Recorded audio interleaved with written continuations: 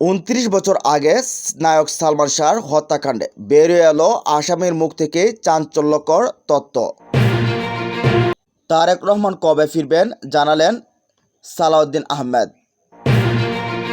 অতীতের মতো আবারও বিএনপি জামাত দ্বন্দ্বে লিপ্ত বলছেন মুজিবুর রহমান মঞ্জু। এবং সবশেষ জানিয়ে দেব, ক্ষমতায় গেলে রেইনবো নেশন গড়বে বিএনপি বলছেন মির্জা ফখরুল ইসলাম আলমগীর। এতক্ষণ শুনছেন সংবাদ শিরোনাম, এবার জানুন পুরো বিস্তারিত। ১২ লাখ টাকায় সালমান শাহ হত্যার চুক্তি। বাংলা চলচ্চিত্রের ইতিহাসে এক অবিস্মরণীয় নাম সালমান শাহ। মাত্র ২৫ বছর বয়সে তার মৃত্যু দেশের লাখো দর্শককে শোকাহত করেছিল। ১৯৯৬ সালের ৬ সেপ্টেম্বর ঢাকার ইস্কাটনে বাসায় রহস্যজনকভাবে তার লাশ ঝুলন্ত অবস্থায় উদ্ধার করা হয়, যেটিকে অপমৃত্যু বলে উল্লেখ করা হয়েছিল। তবে সেটি এবার নতুন মোড় নিয়েছে দীর্ঘ ২৯ বছর পর। মামলাটি রূপ নিয়েছে হত্যা মামলায়। হত্যা মামলায় রূপ নেওয়ার পর নতুন করে আলোচনায় এসেছে ১৯৯৭ সালে রেজভী আহমেদের ফরহাদের দেয়া এক জবানবন্দি, যেখানে তিনি দাবি করেছিলেন আমরা সালমান শাহকে হত্যা করেছি। ঘটনাটিকে আত্মহত্যা হিসেবে সাজানো হয়েছিল। হত্যাকাণ্ডে সামিরা ও তার পরিবারের সদস্যসহ আরও অনেকে জড়িত ছিলেন। হত্যার সময় আমিও উপস্থিত ছিলাম। এই জবানবন্দি অনুযায়ী সালমান শাহর মৃত্যু ছিল ১২ লাখ টাকার চুক্তিভিত্তিক হত্যাকাণ্ড। রেজভির দাবি, এই চুক্তি করেছিলেন সালমান শাহর শাশুড়ি লতিফা হক লুসি। এই পরিকল্পনায় ছিলেন বাংলা চলচ্চিত্রের খলনায়ক ডন, ডেভিড ফারুক ও জাভেদ সহ আরও কয়েকজন। ১৯৯৭ সালের রেজভির ১৬৪ ধারার জবানবন্দিতে উল্লেখ করা হয়, ১৯৯৬ সালের ৫ সেপ্টেম্বর রাতে গুলিস্তানের একটি বারে বসে সালমান শাহকে হত্যার পরিকল্পনা করা হয়। সেই বৈঠকে উপস্থিত ছিলেন ডন, ডেভিড, ফারুক, জাভেদ, সাত্তার, সাজু ও রেজভি। ফারুক ২ লাখ টাকা বের করে জানান, সামিরার মা এই টাকা দিয়েছেন সালমানকে শেষ করার জন্য, মোট ১২ লাখ টাকা দেবেন। কিন্তু টাকা নিয়ে ডনের সঙ্গে ফারুকের কথা কাটাকাটি হলে পরে আরও ৪ লাখ টাকা এনে জানান। কাজের আগে ৬ লাখ এবং কাজের পরে ৬ লাখ দেওয়া হবে। এরপর প্লাস্টিকের দড়ি, ক্লোরোফর্ম, রিভলভার ও সিরিঞ্জসহ প্রয়োজনীয় সরঞ্জাম প্রস্তুত করা হয়। রেজভি জানান, সেই রাতেই ৫ সেপ্টেম্বর রাত ২:৩০টায় সালমান শাহর ইস্কাটনের বাসায় যান ডন, ডেভিড, ফারুক ও আজিজ মোহাম্মদ ভাই। ঘটনাস্থলে ছিলেন সালমানের স্ত্রী সামিরা, শাশুড়ি লতিফা হক লুসি এবং আত্মীয় রুবি। ঘুমন্ত সালমানকে ক্লোরোফর্ম দিয়ে অচেতন করা হয়। কিছুক্ষণ পর তার জ্ঞান ফিরে শুরু হয় ধস্তাধস্তি। এক পর্যায়ে আজিজ ইনজেকশন পুশ করার নির্দেশ দেন।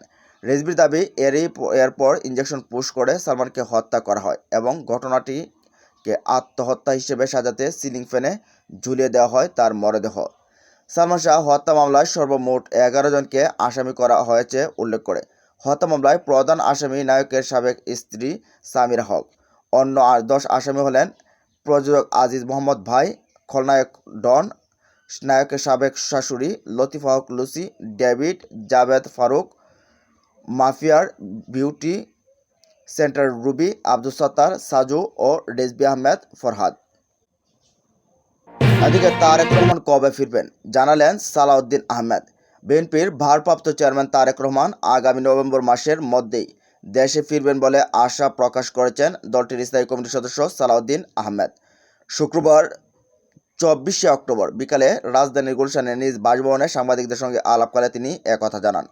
জাতীয় নির্বাচনে বিএনপির ভারপ্রাপ্ত চেয়ারম্যান তারেক রহমানের নির্দেশে দেশে ফেরার সুনির্দিষ্ট কোনো তারিখ আছে কিনা এমনটা জানতে চাইলে সালাউদ্দিন আহমেদ বলেন, খুব শীঘ্রই নির্ধারিত তারিখটি জানতে পারবেন।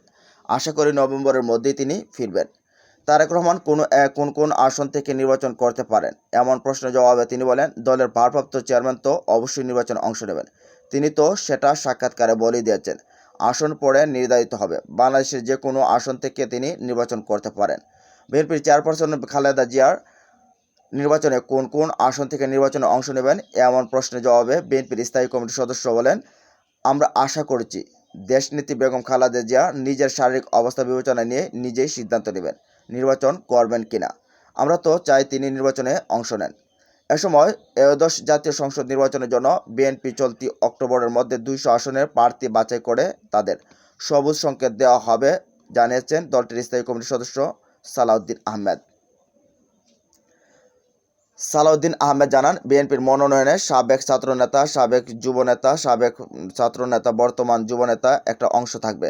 তারুণ্যের প্রতিনিধিত্বকারী অংশ হিসেবে সেটা তারা আগেও করেছেন। এছাড়া নির্বাচনী এলাকায় যার গ্রহণযোগ্যতা বেশি এবং জনগ্রহণের সঙ্গে সম্পর্ক যার বেশি, নির্ধারিত এলাকায় যার সমর্থন বেশি, পরিচিতি বেশি এবং মেধা জ্ঞান গরিমা আছে, সেসব বিবেচনায় প্রার্থী বিবেচনা করবে বিএনপি।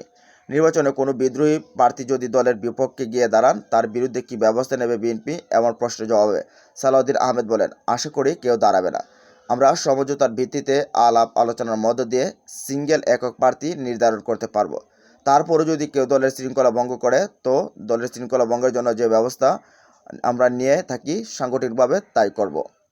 অনেকে বলে বেড়াচ্ছেন তারেক রহমানের কল পেয়েছেন, তাদের প্রার্থিতা নিশ্চিত। এমন প্রশ্নের জবাবে বিএনপির এই নেতা বলেন, আমাদের ভারপ্রাপ্ত চেয়ারম্যান দিন রাতই কর্মীদের সঙ্গে কথা বলেন। এটি নতুন কিছু নয়। তিনি দায়িত্ব নেওয়ার পর থেকে তৃণমূল থেকে কেন্দ্র পর্যন্ত সবার সঙ্গে যোগাযোগ রাখছেন। নির্বাচনের আগে নেতা কর্মীদের সঙ্গে কথা হয় স্বাভাবিক। এদিকে অতীতের মতো আবারও বিএনপি জামায়াতের দ্বন্দ্ব। এবি পার্টির চেয়ারম্যান মুজিবুর রহমান মঞ্জু বলছেন, বর্তমানে আওয়ামী লীগকে পুনর্বাসিত করতে অতীতের মতো বিএনপি জামায়াত দ্বন্দ্ব শুরু করেছে। শুক্রবার 24শে অক্টোবর সন্ধ্যায় ঝিনাইদহের শৈলকুপায় দলীয় প্রার্থী অ্যাডভোকেট মতিউরের পক্ষে প্রচারণার অংশ নিয়ে কথা বলেন। এ সময় তিনি বলেন, আওয়ামী লীগের বাকশালী ও ফ্যাসিবাদী রাজনীতি অতীতের প্রত্যাখ্যাত হয়েছিল।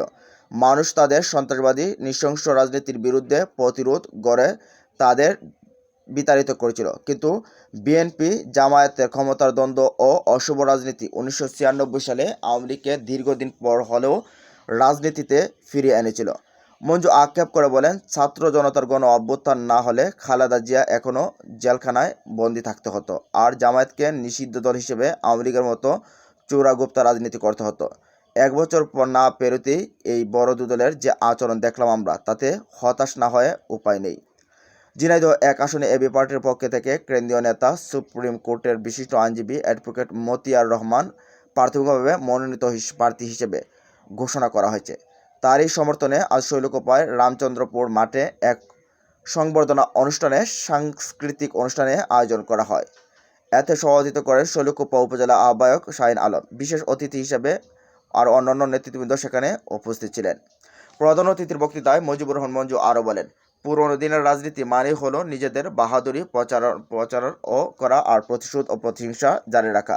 লাশের উপর দিয়ে ক্ষমতার বদল হয়। এক দল জেলে যায়, আরেক দল এসে সব দখল করে। জনগণ এসবের উপর ক্ষুব্ধ ও বিরক্ত বলেই 24-এর গণবিস্ফোরণ ঘটেছে। ফলে এবার একটি দলকে দলবল গোষ্ঠীসহ সীমান্তের উপরে পালাতে হয়েছে। তিনি বলেন, নির্বাচন মানে যদি হয় শুধু ক্ষমতার বদল, তাহলে সেটা তো ইতিমধ্যেই হয়ে গেছে। এবারের নির্বাচন যদি আমরা নিয়ম ও ইতিহাস বদলের নির্বাচন বানাতে না পারি,